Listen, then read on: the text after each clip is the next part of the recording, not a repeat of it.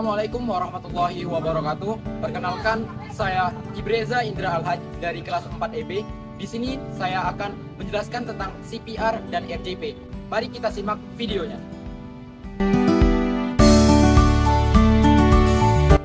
Apa itu CPR atau RJP? CPR atau Cardiopulmonary Resuscitation adalah tindakan pertolongan pertama pada orang yang mengalami henti napas dan detak jantung karena sebab-sebab tertentu. CPR bertujuan untuk membuka kembali jalan napas yang menyempit atau tertutup sama sekali. Teknik kompresi dada dan pemberian napas buatan untuk orang-orang yang detak jantung atau pernapasan terhenti.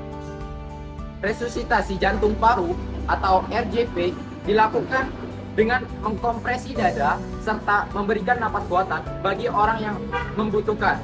Dengan melakukan resusitasi jantung paru, fungsi napas serta sirkulasi darah dalam tubuh yang sempat terhenti dipaksa untuk berfungsi kembali serta untuk memberikan atau membuat darah dan oksigen tetap beredar ke seluruh bagian tubuh. Adapun kondisi yang memerlukan tindakan CPR atau RJP, yang pertama tercekik, yang kedua mengalami kecelakaan, yang ketiga hampir atau tenggelam, yang keempat terlalu banyak menghirup asap hingga sesak napas, yang kelima mengalami serangan atau henti jantung, yang keenam tersedak hingga jalur pernapasan tidak lancar, yang terakhir keracunan narkotika, alkohol, dan zat-zat lainnya. Persiapan sebelum melakukan tindakan CPR atau RJP itu sendiri. Yang pertama, lokasi korban. Yang kedua, kondisi korban. Yang ketiga, tanda vital. Yang keempat, amankan korban. Dan yang terakhir, instansi terkait atau hubungi instansi yang terkait. Adapun prinsip dasar dari CPR atau RJP itu sendiri. Yang pertama, danger atau bahaya. Yang kedua, respon atau kesadaran. Yang ketiga, shout for help atau berteriak. Yang keempat, airway atau jalan napas. Yang kelima, breathing atau pernapasan. Dan yang terakhir, circulation atau aliran darah. Hal yang perlu diperhatikan dalam tindakan CPR atau RJP itu sendiri. Yang pertama, danger. Perhatikan keamanan, aman penolong, aman pasien, aman lingkungan. Yang kedua, respon. Cek respon, memanggil korban, tepuk bahu atau dengan memanggil namanya. Selanjutnya, call for help atau berteriak meminta tolong. Tetap bersama korban, gunakan handphone untuk panggil bantuan 112 pada Indonesia.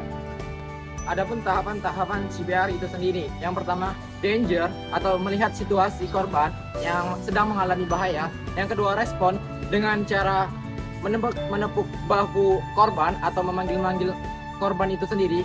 Yang ketiga, shout for help atau meminta pertolongan dan kita berteriak untuk menjadikan seseorang menjadi saksi dan memvideokan kegiatan kita.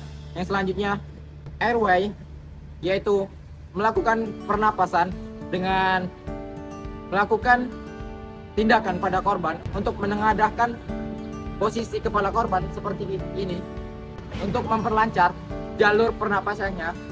Selanjutnya ada breathing atau mengecek sistem vitalnya, kita mendengar saluran pernapasannya. Selanjutnya yaitu menghubungi instansi terdekat dengan menghubungi nomor 112. Adapun teknik CPR atau RJP, yang pertama compression atau kompresi dada, berikan penekanan pada dada sebanyak 30 kali dan penekanan dengan kedalaman 5-6 cm. Lokasi penekanan berada pada pertengahan dada, yaitu di bawah tulang sternum. Yang kedua ada airway atau jalan napas. Letakkan satu tangan di dahi korban dan tengadahkan kepala korban. Kemudian letakkan ujung jari di bawah dagu korban. Kemudian angkat dagunya seperti ini. Posisi ini akan mempertahankan jalan napas tetap terbuka. Selanjutnya ada breathing atau bantuan napas. Berikan bantuan napas sebanyak 2 kali. Setiap tiupan dilakukan selama 1 detik dan terlihat dada terangkat. Adapun kemungkinan jika keterlambatan melakukan tindakan CPR atau RJP.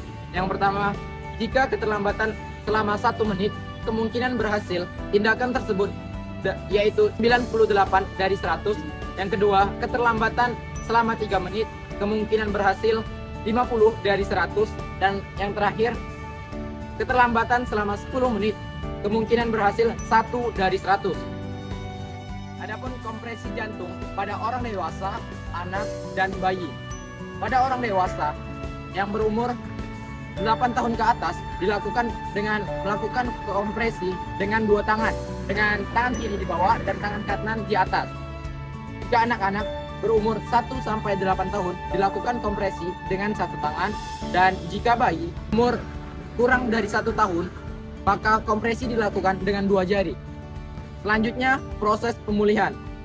Proses pemulihan yaitu dengan membaringkan posisi korban ke arah kiri dengan kaki kiri di bawah, kaki kanan di atas kaki kiri, dan tangan kiri di bawah dan tangan kanan di bawah telinga.